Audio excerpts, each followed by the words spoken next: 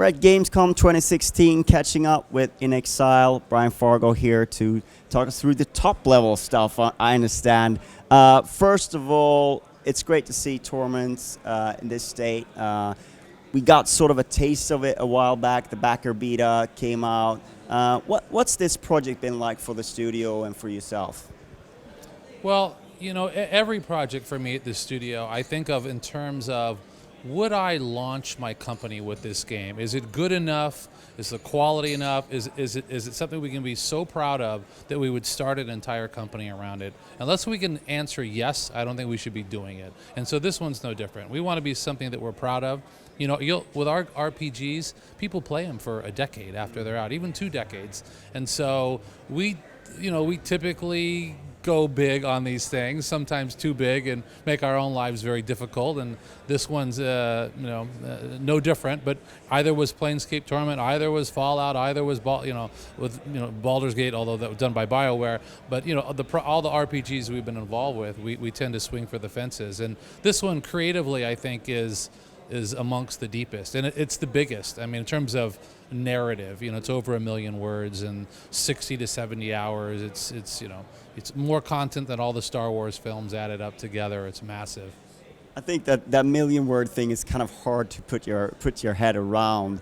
How does it compare to something else that you've done? Do you always quantify the number of words? Well, when you're paying for localization costs, you start thinking about the cost. So this is an expensive one.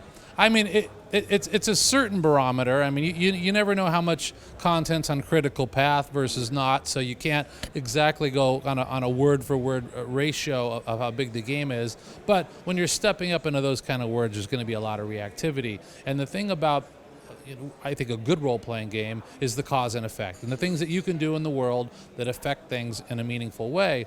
And unless you're willing to commit to putting a ton of content that they're not going to see on a first-time pass-through, then you're not really doing real cause and effect. Then you're just doing 6 of one or half dozen of the other, and you're ending up in the same spot.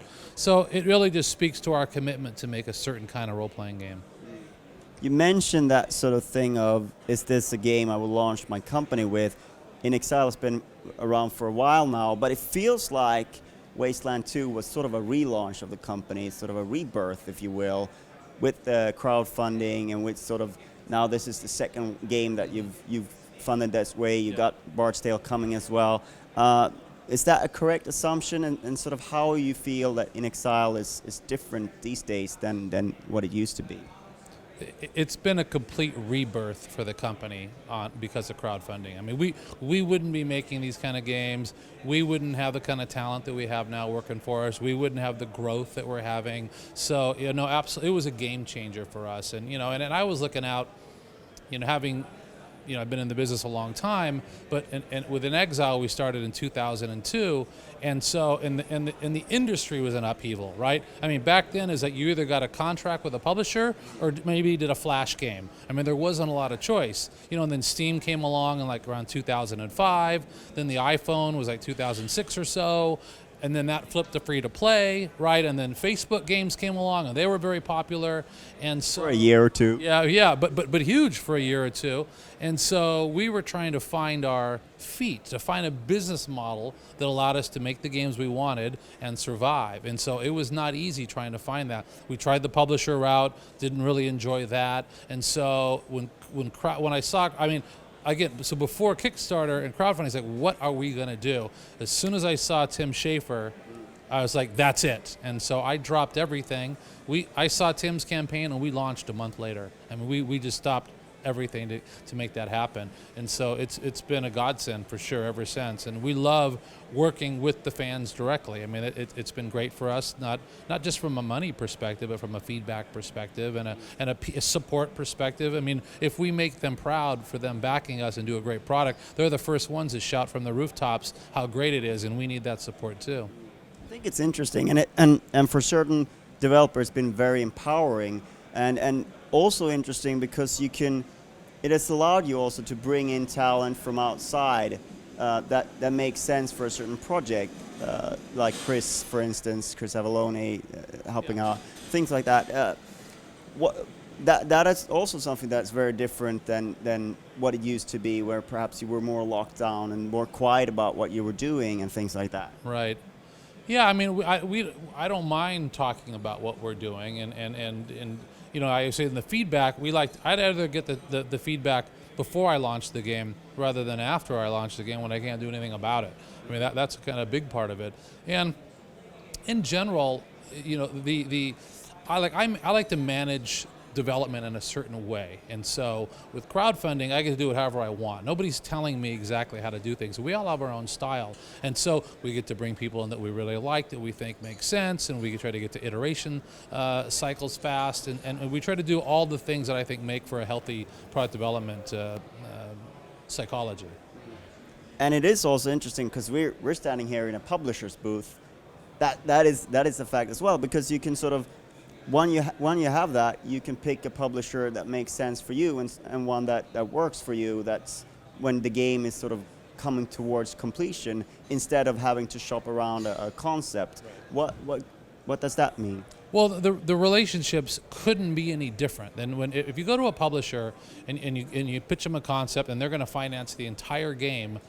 You're going to get a certain kind of deal and a certain kind of relationship. If I go to a publisher and I say, hey, listen, I'm going to pay for half the title because of crowdfunding and us investing our own money, and we've already proven there's awareness there, right? There's already, because, you know, it's loud, right? So how do you rise above the noise? And we've already accomplished those two things. It's a very different conversation for how the deal looks and how you're treated and everything else. And Techland's been a great example. They've been wonderful, right? It's more like a partnership than a partnership of indentured servitude. I can also imagine the difference being sort of, otherwise when you try to pitch a concept, you're traveling around to see all these publishers. Right. It's almost like maybe they're coming to you now that you have the product that's been, you know, it's out there, and you're getting approached instead of the other way around. That's true. That is the case, because I mean they're watching the excitement out there. I mean, and you know, you look at, you know, for 60 or 70,000 people to step up sight unseen and give you their money and backing to make it, there must be something there they really want. And I think so it becomes a litmus test. That's why when people say, well, you always do crowdfunding, and my answer is yeah, because I like that litmus test. I'd much rather work on a game that people are excited about and want to buy ultimately than I would something that just doesn't resonate for them. And so I think for me, I always wanted to be part of it. I think that crowdfunding is going to change. You know, we're working with Fig, and we're doing equity crowdfunding. So that's different, because we're going to say, okay, this time, if the game does well, we're going to share some of the profits with you. That's good because it's more sustainable. Because if I'm making money for my backers at the same time, then I can do this for the rest of my life. Because crowdfunding, straight up crowdfunding like Kickstarter, becomes difficult because it's hard to get people to enthuse to back games all the time, especially because in many cases they haven't even had a chance to play the last two they backed because they're busy. You know, 40% of games on Steam that get bought never get played. So you could surmise that 40% of Kickstarter games that get backed don't get played. I don't know what the number is, but right. Certainly, I think that it also comes with age, that there are older gamers may not have that time to play. Right. And maybe they'll play it in 2 years and they'll enjoy it just as much then, but right. They want to back it now so that it gets made. Right, but what that does is it creates a dynamic that it's harder to get them excited to back something if they haven't played the other one. Because they have a backlog. That's right, because they have a backlog, right? And so, but if I'm making them money, that's a different conversation. It is interesting. Your last project on Kickstarter was Bard's Tale. Where's that at right now? Oh, we're going to be showing some stuff coming up pretty soon. Visually, it's just, I think it's all this isometric stuff is great, and I love what they're doing. I mean, Torment's a beautiful product, but you know, this is coming down more first or third person, and it just visually we're going to show off what we can do when we start entering that realm, and it just looks outstanding. Right. One project at a time, sort of. You're working on it, of course. Yeah, well, we're always kind of working on 1.5 or 1 3/4 titles at a time, because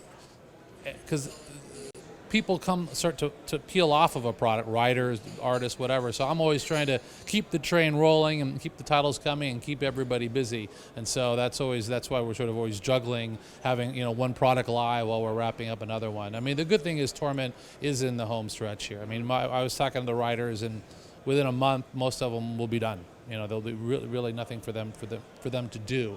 And so our effort now is really on just bug fixing and localization.